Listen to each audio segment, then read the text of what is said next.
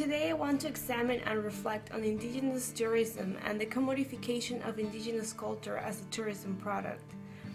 I have been exposed to different types of Indigenous cultural experiences in the places I have lived. In Mexico City, you can always find traditional dances, handicrafts, or even pre-Hispanic rituals being represented in most tourist hubs and attractions across the country. When I moved to Canada, the first thing I was exposed to was the new art installations of the YVR Vancouver Airport that honor the First Nations. From the moment you leave the plane, you are received by Northwest Coast First Nations art collections, including the Jade Canoe, a sculpture that can be seen in the $28 Canadian bill made by Bill Reid, one of the most recognized First Nations artists in Canada. And even when I moved to Australia, every single souvenir shop includes sculptures, musical instruments, or even clothing items with Aboriginal art. So considering Indigenous culture has such a strong influence in creating and shaping a country's image, especially in the tourism sector, how can we sustainably deal with the issues such as ethical commodification and appropriation of First Peoples culture while creating an authentic product? And what even makes an authentic product? I ask this question because as part of my seminars, we studied the relationship between tourism and traditional culture. Joseph Shear, in his study of the land diving in Vanuatu, addresses the challenges of tourism as a tool for local empowerment. This conversation was followed by the documentary Framing the Other, which showcases the Morsi tribe in Ethiopia and how they step away from their original and authentic culture and started creating new costumes with no meaning to them just to attract more visitors and obtain more money from the tourism industry that they have now become dependent of. As a class, we began a debate on the ethics of issues like this. Is it ethically correct to present tourists with an image of their culture that is not authentic? Or, as the title of the movie says, is it okay for tourists to frame the other in photographs in return of products like balloons or a couple of cents, knowing their low value in the Western culture? Or is it alright this kind of exchange as both parties are obtaining a benefit from it, money and a souvenir picture? This was by far the most challenging discussions we have had in our seminars, not only due to the sensitive nature of the subject, as none of us is part of the Morsi tribe and we cannot speak for them and provide an answer what would be best for their community. However, something that I was able to learn from this case study is that as tourism and the money it brings becomes an essential part of the economic development of an Indigenous community, the trading and commercialization of their culture becomes inevitable. To better understand these issues and to try to solve this challenge, I realized the importance and the correlation of all the other aspects of tourism that I have considered in my past videos.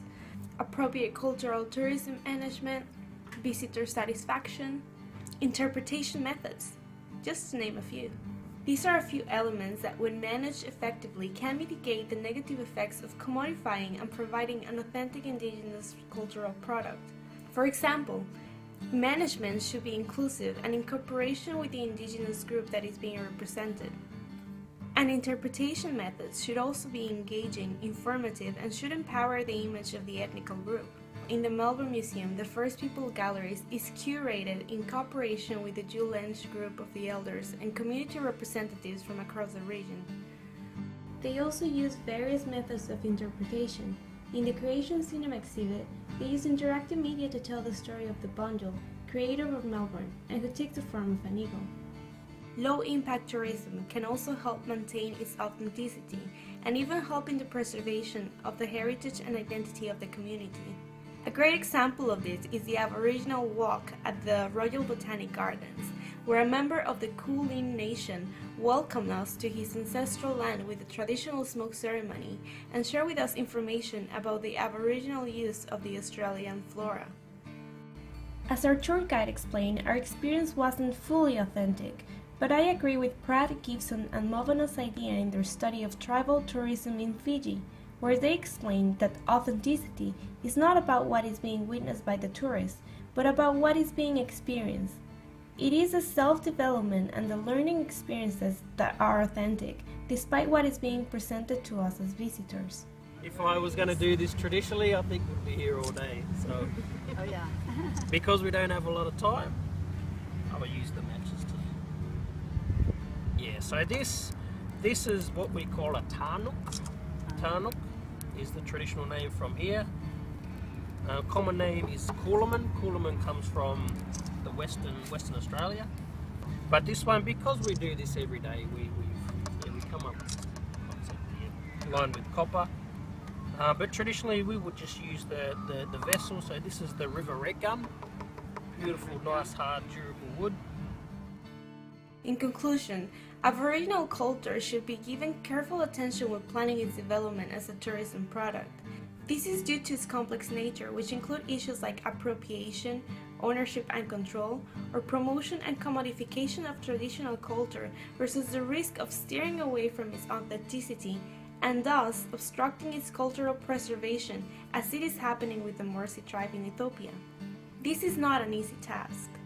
However, a better understanding of the effective tourism development that I have learned throughout my personal and educational experiences and acknowledging the implications of the commercialization of Indigenous culture will serve as a base for the sustainable development of Indigenous tourism in a professional and real-life scenario.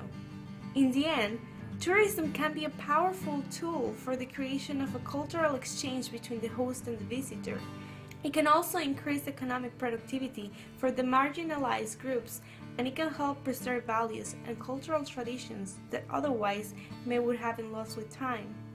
This is why the mitigation of negative impacts is essential to ensure equity for all stakeholders.